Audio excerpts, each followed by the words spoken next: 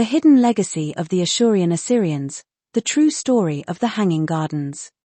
4 centuries, one of the greatest mysteries of history has lingered over the identity and location of the legendary Hanging Gardens.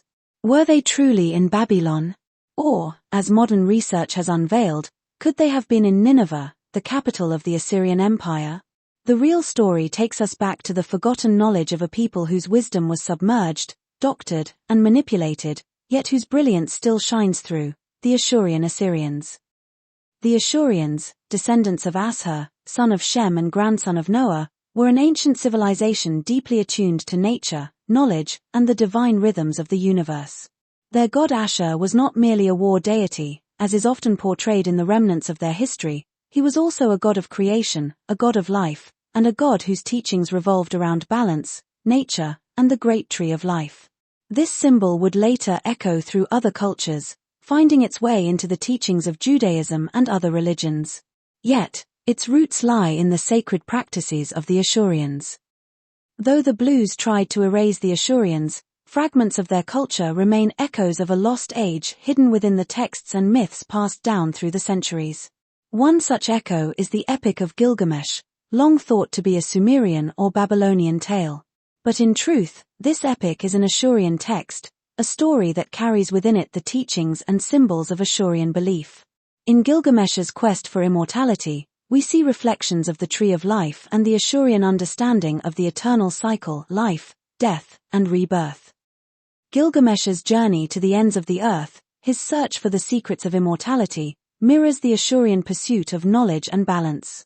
It is a tale not of conquest, but of understanding and Ashurian virtue, where wisdom is sought not through dominance, but through the careful observation of nature's laws.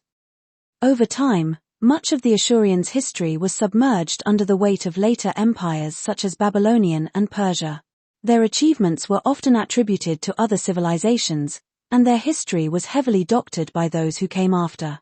The inscriptions of their kings, uncovered in the ruins of Nineveh, were manipulated to downplay their technological and spiritual advancements. Yet, even in these altered records, we can see glimpses of the truth. The Ashurians understood nature not merely as a resource but as a reflection of the divine. Ashur, their supreme god, was often associated with the balance and harmony of the natural world. To the Ashurians, each element of the environment, trees, water, animals, was a manifestation of the greater cosmic order, and the Hanging Gardens were their ultimate tribute to this balance. It was a temple of nature, a place where the power of creation, growth, and the connection between humanity and the divine were celebrated. The Hanging Gardens, often ascribed to Babylon, were not a Babylonian creation at all. Thanks to the groundbreaking work of Dr. Stephanie Daly, we now understand that these legendary gardens were actually in Nineveh, created by the visionary Assyrian king Sennacherib around 700 BCE. Nineveh's gardens were built on a ziggurat-like structure, a towering temple that combined architecture with nature in an unprecedented way. It was a temple garden dedicated to Ashur, the Ashurians' divine connection to nature, their tree of life made manifest in the earth. What did these gardens look like? From what little we know, and from the descriptions unearthed in tablets and texts, the Hanging Gardens were a multi-leveled masterpiece of nature, a towering marvel, an engineering feat ahead of its time. Aqueducts carried water from the mountains over 30 miles away, creating an oasis of life amidst the arid plains. The terraces overflowed with greenery, lush plants, trees, and vibrant flowers cascading down the temple pillars, symbolizing the Ashurians' deep spiritual connection to nature and the tree of life. The highest points of the garden may have housed fruit trees, while flowering vines draped the walls. This was not merely an act of decoration, it was a sacred space. These gardens were not simply aesthetic, they were deeply spiritual, an embodiment of the Ashurians' sophisticated understanding of the cosmos, a reflection of Ashur's life-giving power on earth. The creation of these gardens was no accident. The Ashurians had perfected a highly organized palace economy, a system in which resources were carefully controlled and distributed by the central authority, the palace.